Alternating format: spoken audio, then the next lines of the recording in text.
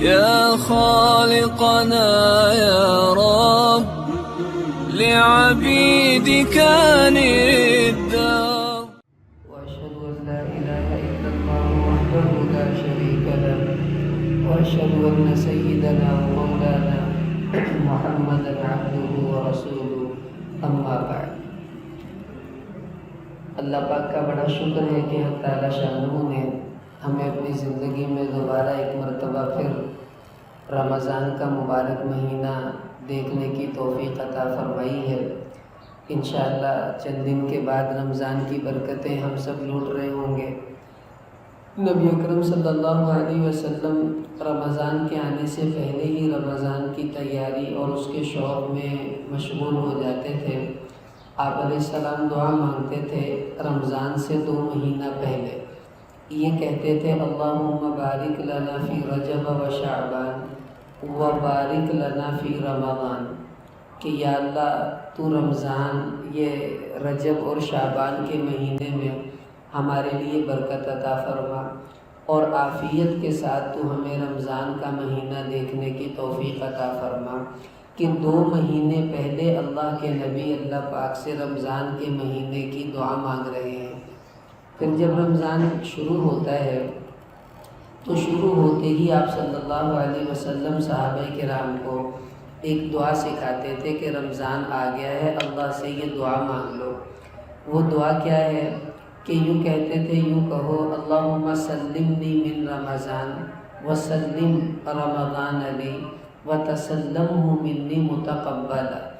اس کا ترجمہ یہ ہے کہ یا اللہ تو مجھے رمضان تک سلامتی کے ساتھ، حفاظت کے ساتھ پورا رمضان مجھے رکھ لے تاکہ میں رمضان سے ہی گزاروں، اور رمضان کو میرے لیے سلامتی کا تو ذریعہ بنا دے، اور میری طرف سے رمضان کو جو اعمال میں کروں گا اے اللہ تمام اعمال کو تو اپنی بارگاہ میں قبول فرما لینا. تو یہ حضور علیہ السلام شروع میں صحابہ کو کلمات سکھاتے تھے. چلیں اگر ہم عربی میں نہیں کہہ سکتے تو کم سے کم ایسا ہی کر لیں کہ اردو میں ان کلمات کو کہہ لیں گے تو انشاءاللہ اس سے بھی برکت آپ مستورات کو مل جائے گی. اب دیکھیں رمضان کا مہینہ شروع ہوگا اور گرمی بھی شروع ہو جائے گی. اب سب سے پہلا ہمارا مجاہدہ تو یہ ہوگا کہ گرمی ہو، جیسا کیسا موسم ہو، بجلی ہو نہ ہو، ہم نے اپنے اللہ کی رضا کے لیے روزہ رکھنا ہی رکھنا ہے. اب یہ ہر مسلمان کے دل کا جذبہ ہونا چاہیے. دیکھیں آج کی تھوڑی سی بھوک ہے، کل اللہ اس کے بدلے میں جو کچھ عطا فرمانے والے ہیں وہ سامنے ہوگا تو پھر ہمارے لیے کوئی بھوک برداشت کرنا مشقت میں ہمیں نہیں محسوس ہوگا. حضور علیہ السلام نے فرمایا، بخاری شریف کی حدیث ہے کہ ان فی الجنت بابا یقال له الریان، کہ جنت میں ایک دروازہ ہے جس کا نام ریان ہے، سیراب کرنے والا دروازہ. اب قیامت والے دن ہر آدمی کی کوشش ہوگی میں اس دروازے سے گزر کے جنت میں چلا جاؤں، لیکن اللہ جل جلالہ کسی کو وہاں سے داخل نہیں ہونے دیں گے. اعلان ہوگا این الصائمون، کہاں ہیں وہ مرد، کہاں ہیں وہ عورتیں جو دنیا میں روزہ رکھا کرتے تھے. تو حضور علیہ السلام نے فرمایا یدخل منہ الصائمون، کہ جتنے بھی روزہ رکھنے والے ہوں گے وہ تمام کے تمام اس دروازے سے جنت میں داخل ہو جائیں گے. اب دیکھیں آج ہم تھوڑی سی قربانی کریں گی، روزہ رکھیں گی اور اللہ کے لیے بھوک پیاس برداشت کریں گی. اب اس کا نتیجہ کیا مل رہا ہے کہ اللہ جل جلالہ اس کے بدلے میں قیامت والے دن ہمیں ایک خصوصی دروازے سے گزار کر جنت میں داخل فرمائیں گے. اب بتائیں اس سے بڑی ہمارے لیے اور کیا سعادت ہو سکتی ہے. پھر ایک روایت میں آپ صلی اللہ علیہ وسلم نے ارشاد فرمایا، طبرانی شریف کی روایت ہے کہ ان للہ مائدۃ، کہ اللہ پاک قیامت والے دن جنت میں ایک دسترخوان بچھائیں گے. وہ اللہ کا دسترخوان ہوگا. مختلف نبی بھی دعوتیں کریں گے لیکن اللہ پاک کا خصوصی دسترخوان لگے گا. علیہ ما لا عین رأت، حضور علیہ السلام نے فرمایا کہ اس دسترخوان پر وہ نعمتیں ہوں گی جو کبھی کسی آنکھ نے دیکھی نہیں ہوں گی. ولا اذن سمعت، کبھی کسی کان نے اس کے بارے میں کچھ سنا بھی نہیں ہوگا.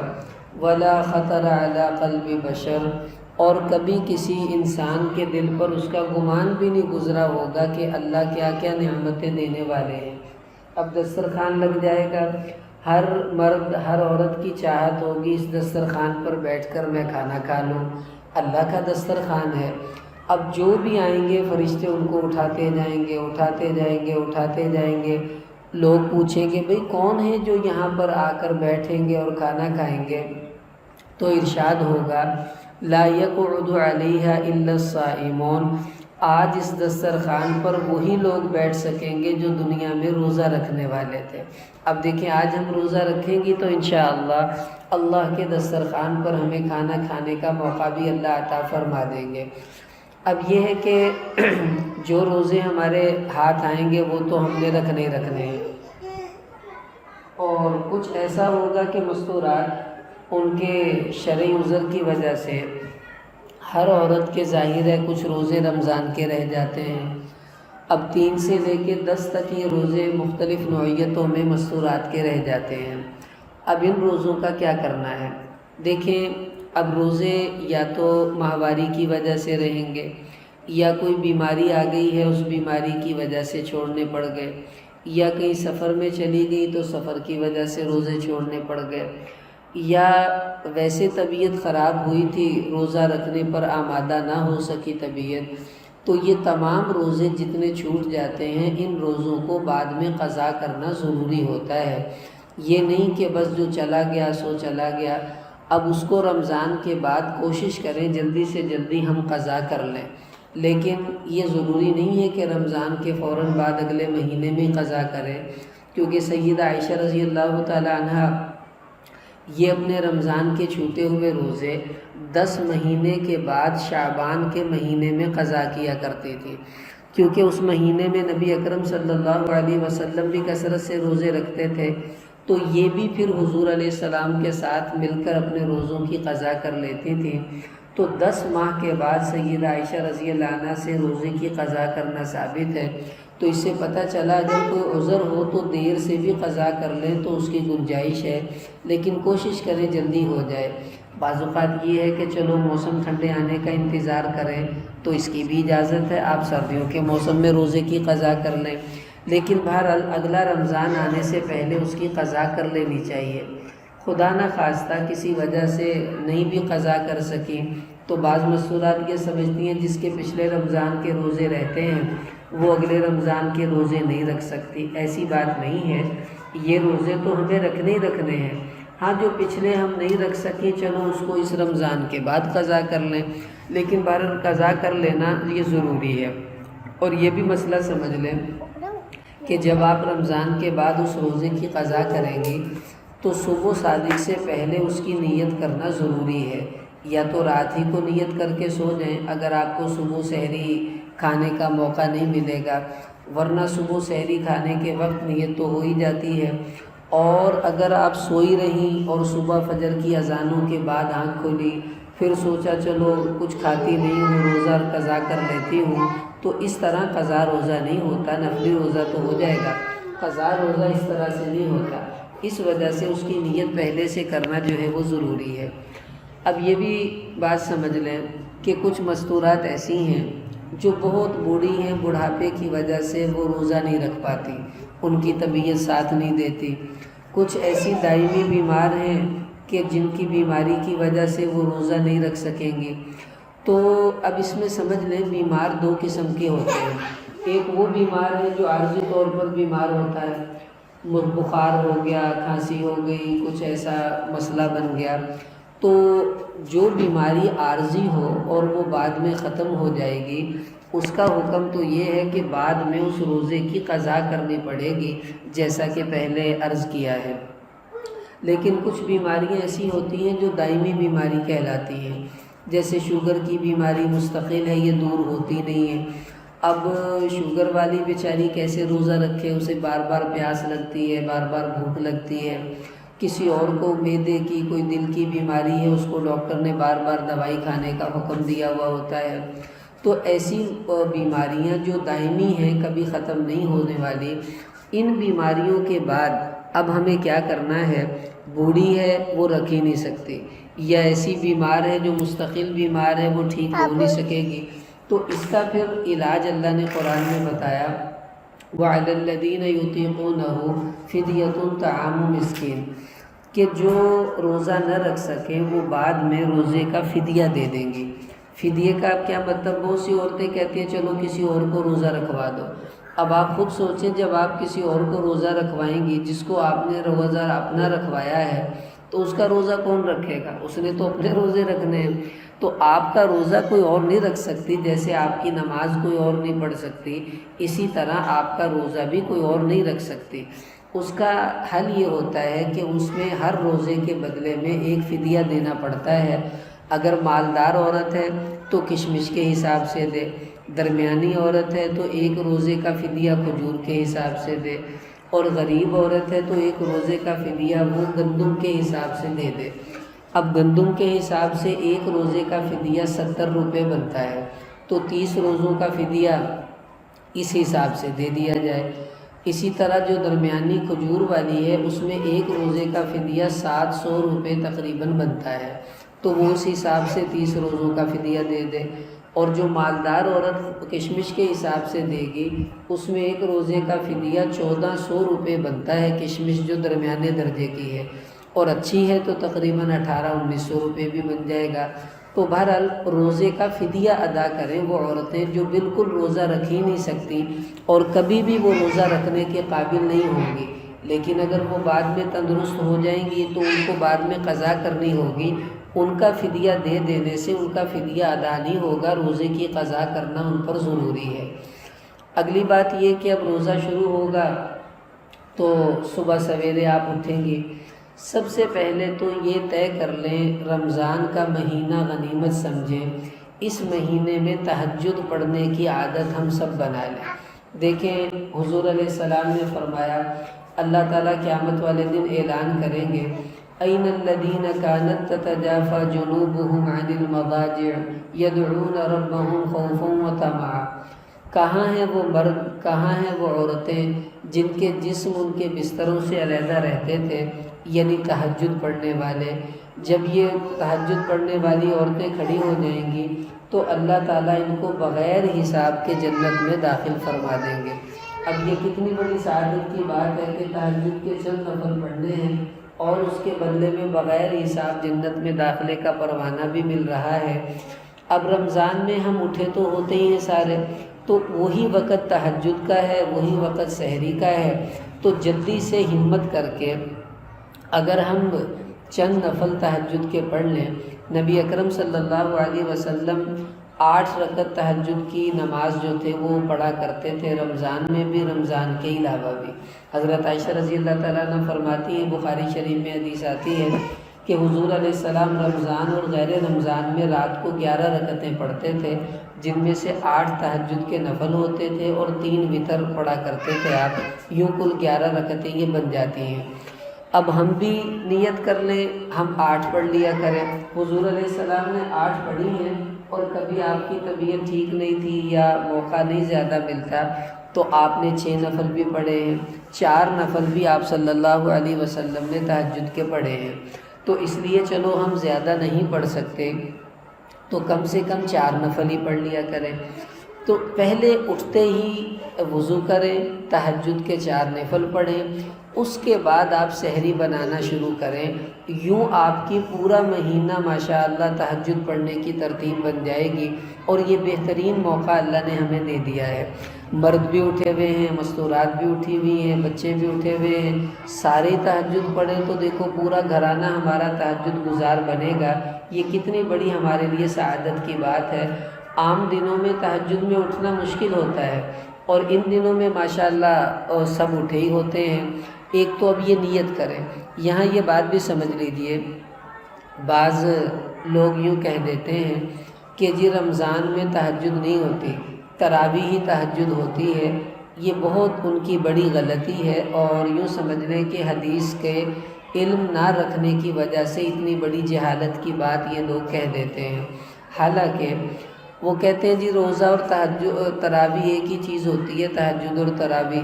بس وہ عام دنوں میں تہجد ہوتی ہے، جب روزے آتے ہیں تو وہ تراویح بن جاتی ہے۔ حالانکہ خود سوچنا چاہیے کہ رمضان یہ جو تہجد ہے اس کا ثبوت قرآن سے ہے، اور تراویح کا ثبوت تو قرآن سے نہیں ہے، وہ تو حدیث سے ہے۔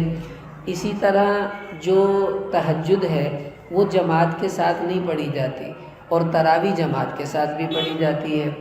اسی طرح تہجد کی رکعتیں حضور نے مختلف پڑھی ہیں، کبھی 4 پڑھی ہیں، کبھی 6 پڑھی ہیں، کبھی 8 پڑھی ہیں، لیکن تراویح تو حضور علیہ السلام نے 20 ہی پڑھی ہیں۔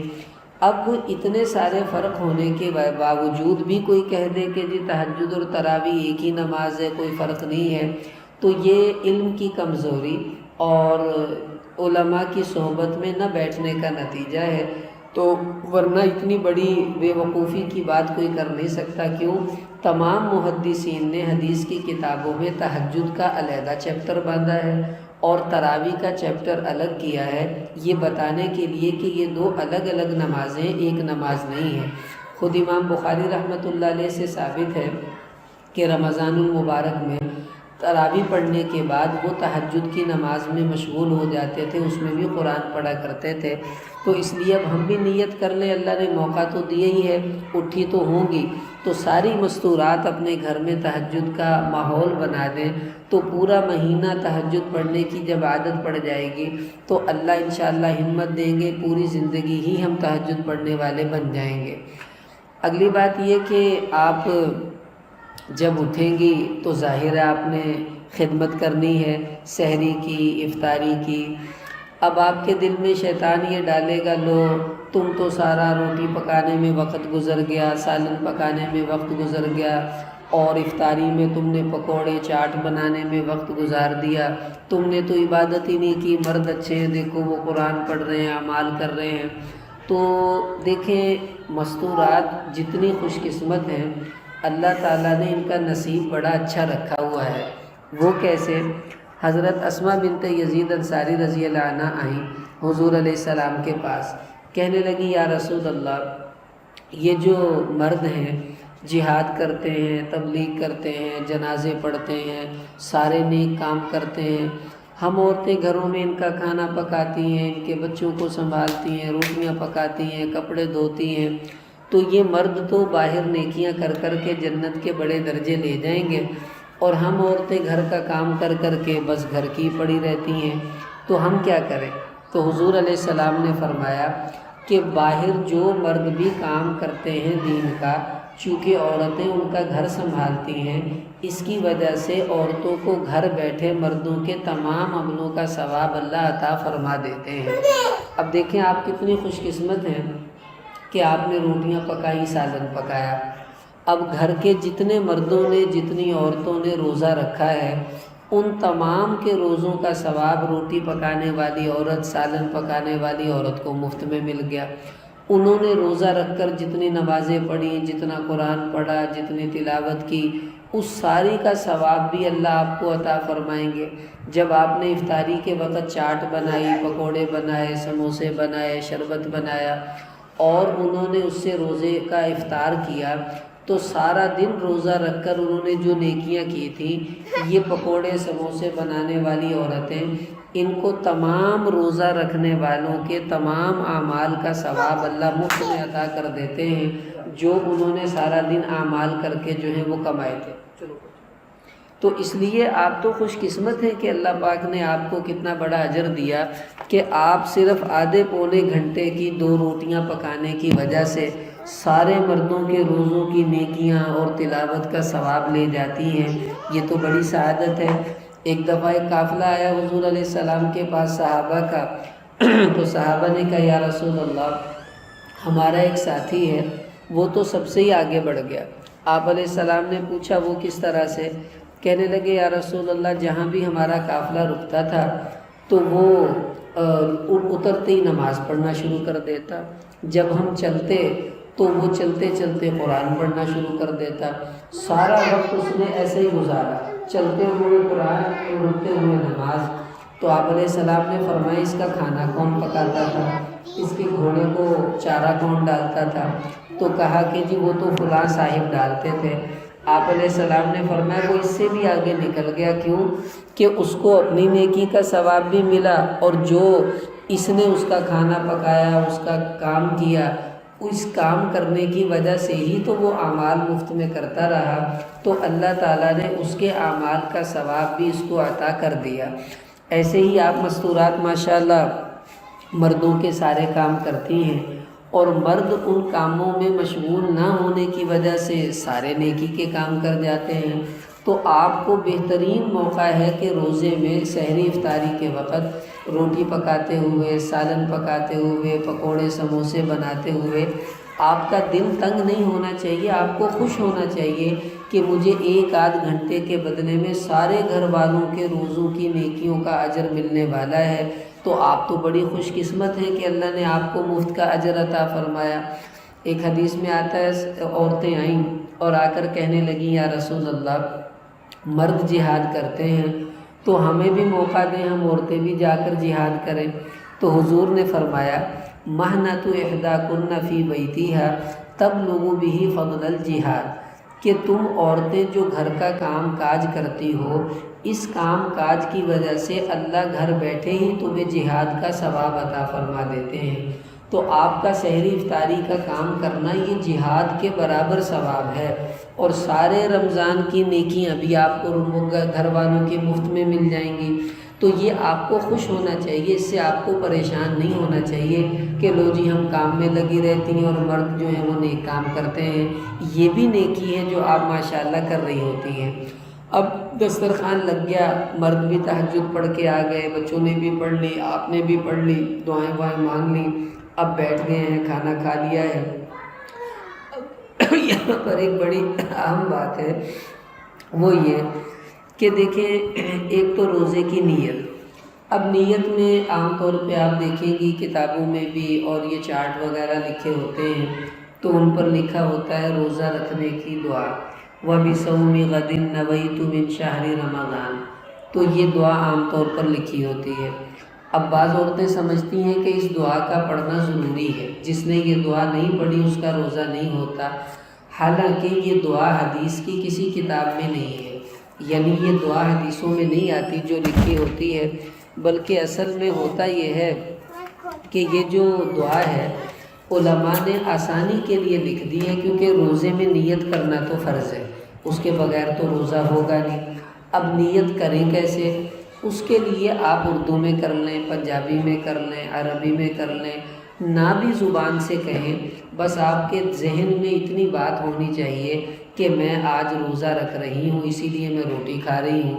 اگر اتنی بات آپ کے ذہن میں ہے تو بس یہی نیت ہے روزے کی، اور آپ کو روزے کی نیت ہو گئی ہے، آپ کا روزہ بھی ہو جائے گا۔ تو یہ لفظ کہنا کوئی ضروری نہیں ہے، بلکہ ذہن میں اس نیت کا ہونا کہ میں روزہ رکھ رہی ہوں یہی کافی ہے، اسی کو روزے کی نیت کہا جاتا ہے۔ اب اس کے بعد کیا ہوگا کہ عام طور پر یہ بڑی توجہ سے آپ نے یہ بات سننی ہے، کیونکہ یہ بڑی اہم بات ہے کہ روزے میں ہمیں ان باتوں کا بڑا اہتمام کرنا ہے، افطاری کے وقت بھی اور سحری کے وقت بھی۔ اب دیکھیں روزہ کس کو کہتے ہیں؟ صبح صادق سے لے کے غروب آفتاب تک اللہ کی رضا کے لیے بھوکا پیاسا رہنا، اس کو روزہ کہتے ہیں۔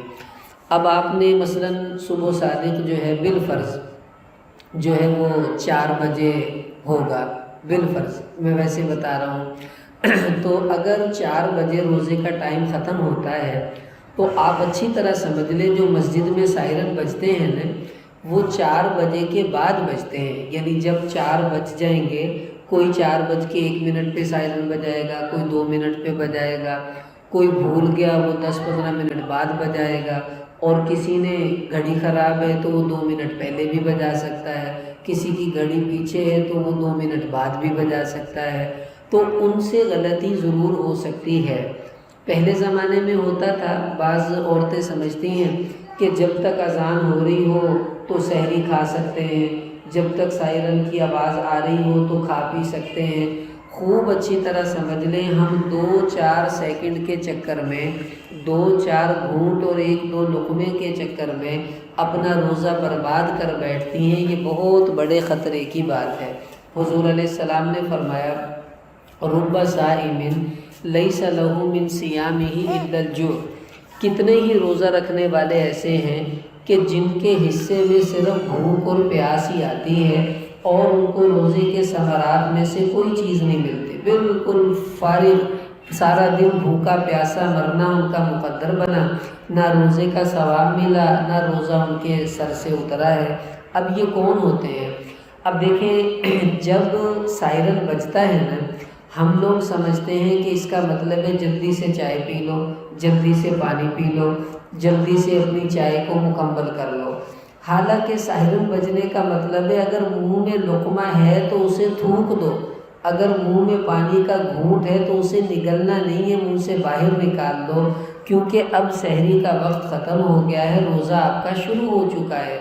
اب کتنی عورتیں ایسی ہیں، کتنے مرد گھروں میں ایسے ہیں جو سائرن بجنے کے بعد پانی منگواتے ہیں، پھر پیتے رہتے ہیں، پھر کہتے ہیں نہیں ابھی تو فلانی مسجد کا بجا ہی نہیں ہے، پی لو خیر ہے، پھر اگلی مسجد کا بجتا ہے، وہ کہتے ہیں ایک اور بھی بجے گا، پی لو خیر ہے۔ حالانکہ جتنے بھی سائرن ہیں وہ سارے روزے کا ٹائم ختم ہونے کے بعد بجتے ہیں، اس سے پہلے کوئی سائرن نہیں بجتا۔ تو اب پہلے سائرن پر ہی ہمیں سب کو چھوڑ دینا چاہیے تھا۔ اب آپ نے کرنا کیا ہے؟ دیکھیں، نہ تو آپ نے کسی سائرن کا اعتبار کرنا ہے، نہ آپ نے کسی اذان کا اعتبار کرنا ہے، آپ نے اپنی گھڑیاں ٹھیک کرنی ہیں گھروں کی، اور اس گھڑی کو روزانہ کیلنڈر آپ کے گھروں میں آ جائیں گے مسجدوں سے، آپ نے اس کیلنڈر سے دیکھنا ہے کہ آج روزے کا سحری کا ٹائم کتنے بجے ختم ہو رہا ہے۔ مثلا 4 بجے سحری کا ٹائم ختم ہو رہا ہے، تو آپ لوگوں نے 4 بجنے سے 2 منٹ پہلے کھانا پینا چھوڑ دینا ہے۔ ایسا نہ ہو کہ میں کھاتی رہوں اور 4 بج کے کچھ منٹ اوپر ہو گئے تو آپ کا روزہ تو اس دن کا شمار ہی نہیں ہوگا۔ اس لیے کوشش اس بات کی آپ کریں کہ خود بھی، اپنے مردوں کو بھی، اپنے گھر جو بھی روزہ رکھنے والے ہیں ان تمام کو اس بات کا پابند بنانا ہے، اس کی عادت ڈالنی ہے کہ ہم نے سائرن کا اعتبار نہیں کرنا، نہ اذان کا انتظار کرنا ہے، ہم نے ٹائم دیکھنا ہے۔ اگر 4 بج گئے ہیں تو اس کا مطلب ہے سائرن بجے نہ بجے اب روزے کا ٹائم نہیں رہا، سحری کا ٹائم نہیں رہا، اب کھانا کھانا آپ کے لیے جائز نہیں، اگر کھائیں گی تو گناہ ہوگا، آپ کا روزہ نہیں ہوگا۔ اب 30 کے 30 روزے اگر ایسے ہی رکھے ہیں تو اللہ رحم کرے، آپ نے بھوک پیاس گرمی کی برداشت کی اور اللہ کے رجسٹروں میں آپ کا نام روزے داروں میں لکھا ہی نہیں جائے گا۔ یہ اتنا بڑا مسئلہ ہے، میں اس پہ جتنا بھی آپ کو احتیاط کا کہوں وہ تھوڑا ہوگا، اس لیے اب یہ اچھی طرح سمجھ لیں، آپ نے سائرن اذان کو نہیں دیکھنا، گھڑی کو دیکھنا، اور گھڑی کا ٹائم پہلے ٹھیک کر لینا آپ نے، تاکہ اس سحری کا وقت ختم ہونے سے 2-3 منٹ پہلے آپ نے کھانا پینا چھوڑ دینا ہے، انشاءاللہ پھر آپ کا روزہ محفوظ رہے گا۔ ایسے ہی افطاری کے وقت میں آپ نے ٹائم دیکھنا ہے کہ مثلا افطاری 7:02 پر ہو رہی ہے تو آپ نے 2 منٹ پر نہیں بلکہ 7:03 پر روزہ کھولنا ہے، تاکہ اچھی طرح تسلی ہو جائے۔ آپ نے سائرن کو دیکھ کر کبھی روزہ نہیں کھولنا، یہ میرا آپ کو مشورہ ہے۔ وجہ اس کی کیا ہے؟ ہمارے مدرسے کے پاس ایک مسجد تھی، وہاں وہ کوئی بٹن دبانے لگے، ابھی روزہ کھلنے میں 15 منٹ باقی تھے، تو غلطی سے مسجد کے جو امام تھے ان سے کوئی بٹن دب گیا سائرن کا، غلطی سے سائرن بج گیا۔ اب لوگ پہلے ہی بھوکے بیٹھے ہوتے، انہوں نے تو دبا دب سموسے پکوڑے کھانے شروع کر دیے، اور مدرسے میں ہمارے بچوں نے روزے کھول لیے، ان کو بھی نہیں پتہ چلا۔ اب بعد میں پھر انہوں نے اعلان کیا کہ بھئی یہ غلطی سے سائرن بج گیا، ابھی روزے کا ٹائم ختم نہیں ہوا تھا، تو جس نے روزہ تو کھول لیا ہے اس کا روزہ نہیں ہوا، وہ اس روزے کو قضا کرے گا عید کے بعد۔ اس لیے ہو سکتا ہے کہ سائرن بجانے والا غلطی سے پہلے بجا دے، تو آپ نے سائرن کو نہیں دیکھنا، آپ نے وقت کو دیکھ کر روزہ چھوڑنا ہے اور وقت ہی کو دیکھ کر روزہ کھولنا ہے۔ یہ پابندی پورا رمضان آپ نے کرنی ہے، یہ آپ مستورات کی ذمہ داری ہے کہ دسترخوان آپ نے لگانا ہے، تو آپ کو چاہیے کہ آپ روزے کا ٹائم ختم ہونے سے 5 منٹ پہلے دسترخوان پر ہر چیز اٹھا دیں، تاکہ کوئی بیٹھ کر کھائے ہی نہ اور نہ اس کا روزہ جو ہے وہ خطرے میں پڑے۔ یہ آپ نے پورا اہتمام اس بات کا کرنا ہے۔ اس کے بعد کیا کرنا ہے؟ اب فجر کی نماز آپ نے پڑھی ہے، اس کے بعد تلاوت کریں، اب سارا دن رمضان اور قرآن ان کا آپس میں بڑا گہرا تعلق ہے۔ اب دیکھیے رمضان میں حدیث میں آتا ہے ہر چیز کا اجر اللہ تعالیٰ 70 گنا بڑھا دیتے ہیں۔ اگر آپ رمضان میں روزانہ 1 سپارہ پڑھیں گے، 1 قرآن ختم ہوگا، 70 قرآن ختم کرنے کا ثواب اللہ آپ کو عطا فرمائیں گے، کیونکہ روزے میں ہر چیز کا اجر 70 گنا بڑھ جاتا ہے۔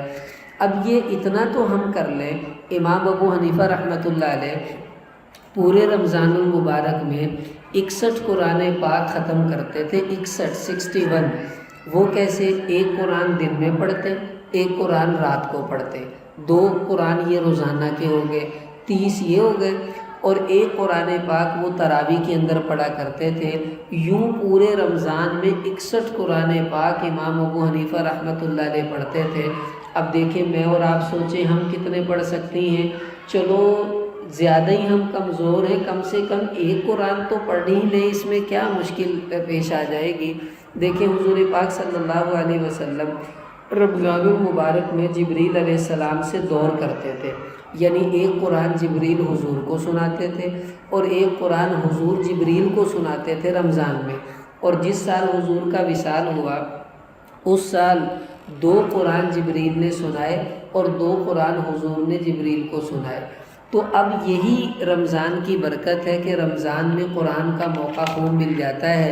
تو اگر ہم نیت کر لیں، اب دیکھیں عصر تک آپ فارغ ہیں، کیونکہ عصر کے بعد آپ نے افطاریوں کا کچھ سامان منگوانا شروع کرنا ہے، تو آپ صبح فجر کے بعد سے عصر تک بالکل فارغ ہوں گی۔ اس دوران نیت کر لیں، چلو ہمت کر کے 1 سپارہ روز پڑھنے کی عادت بنا لیں گی، تو 1 قرآن کم سے کم ہمارا روزوں میں پورا ہو جانا چاہیے۔ اس کی سب مستورات نیت کر لیں، گھر میں بیٹیاں ہیں ان کو بھی بتائیں، مردوں کو بھی کہیں چلو 1 قرآن سارے گھر والے ختم کریں، اس کا ہم اہتمام کریں۔ اس کے بعد کیا ہے کہ آپ نے اشراق کی نماز پڑھیں، سورج نکلنے کے بعد اشراق کا وقت شروع ہو جاتا ہے۔ حدیث میں آتا ہے جو آدمی 2 رکعت اشراق کی نماز پڑھ لیتا ہے تو اللہ تعالیٰ اس کو ایک مقبول حج اور عمرے کا ثواب عطا فرماتے ہیں۔ اگر 1 حج عمرے کا ثواب ملے گا عام دنوں میں، تو رمضان میں اس کو 70 سے ضرب دے لے، روزانہ 70 حج اور 70 عمروں کا ثواب اللہ دیں گے اگر آپ نے اشراق کی نماز کو پابندی سے پڑھنا شروع کر دیا۔ اس کی بھی نیت کر لیں۔ پھر چاشت کی نماز سورج کے نکلنے کے تقریباً 1.5-2 گھنٹے کے بعد زوال تک 12 بجے سے پہلے تک پڑھ سکتے ہیں، وہ بھی بڑی فضیلت کی نماز ہے۔ حدیث میں آتا ہے کہ جسم کے 360 جوڑ ہیں، ہر جوڑ کے بدلے صدقہ کرنا انسان پر واجب ہے۔ صحابہ نے عرض کیا یا رسول اللہ اب اتنے صدقے کون کرے، ہم تو غریب ہیں۔ آپ صلی اللہ علیہ وسلم نے فرمایا تم 2 رکعت چاشت کی نماز پڑھ لو گے تو پورے بدن کا تمہارا صدقہ شمار ہو جائے گا۔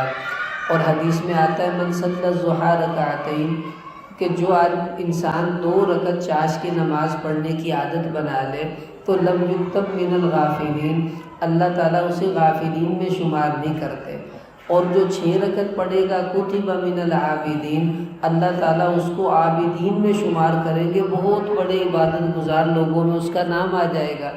اور جو 6 رکعت پڑھے گی کفی ذالک الیوم، اس دن اس کے جتنے بھی اٹکے ہوئے کام ہوں گے ان 6 رکعتوں کی برکت سے اللہ پاک اس کے سب کاموں کو بنائیں گے۔ اور جو 8 رکعت پڑھے گی کتب من القانتین، اللہ تعالیٰ اپنے فرما بردار بندے بندیوں میں اس کو شمار کر لیتے ہیں۔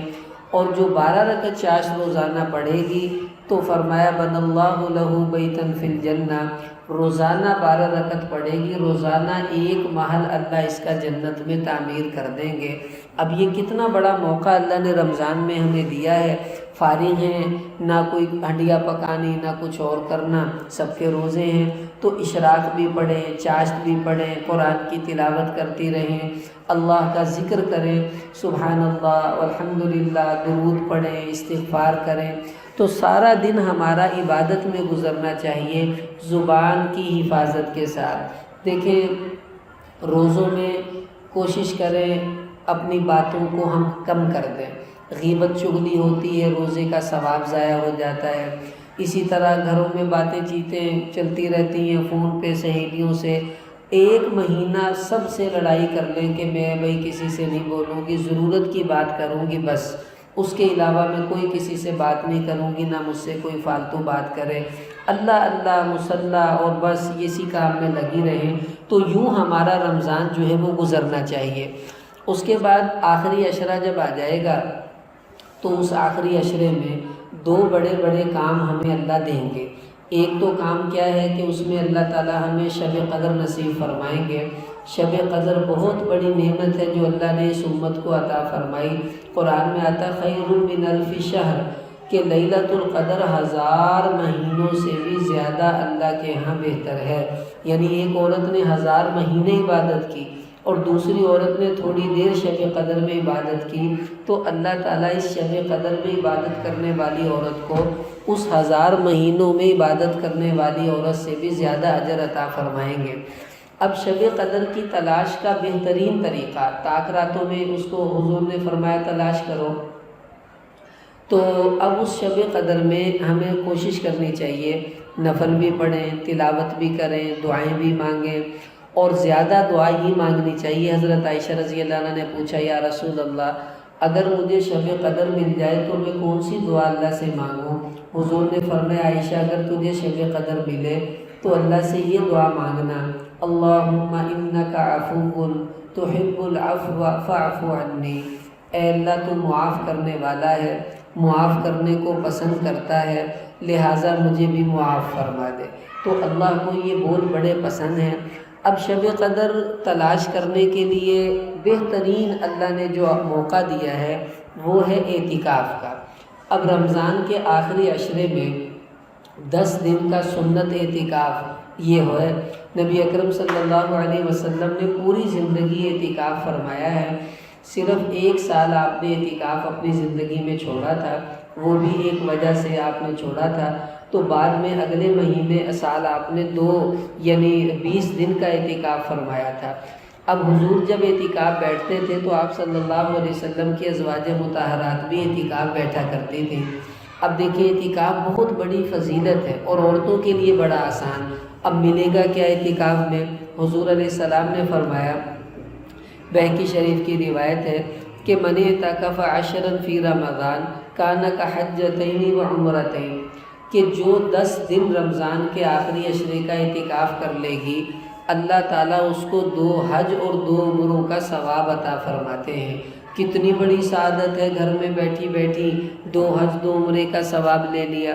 پھر ایک حدیث میں آتا ہے کہ جس نے ایک دن بھی اللہ کی رضا کے لیے اعتکاف کر لیا تو جعل اللہ بینہ و بین النار 3 خناجر۔